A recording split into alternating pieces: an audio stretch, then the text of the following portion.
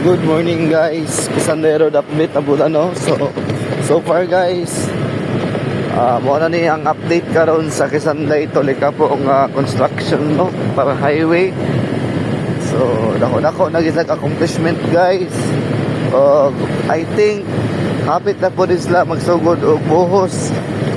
So abang rata sa tong update guys no. Sa una lisod kay ni diri pero karon paana ang dala guys, scooter niya, dili ni siya KLX pero hanoto rin guys. Dako nagiging improvement o kalambuan ang dalan sa Kisanday padalog sa Likapo no. Sa gusto mag summer vacation or mag tourist visit sa Likapo, balik sa city. Guwapo na gid ang dalan. So kini gibutangan ng mga barricade. Murag paminaw nako mao ni ang unahon og simento guys. Taas tayo kayo siya.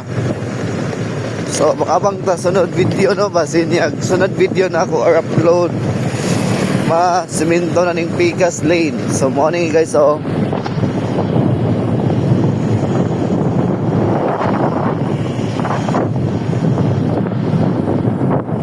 luwag na gid kay space o pohon di na gid maghunong ang isa para lang makaagi ang isa.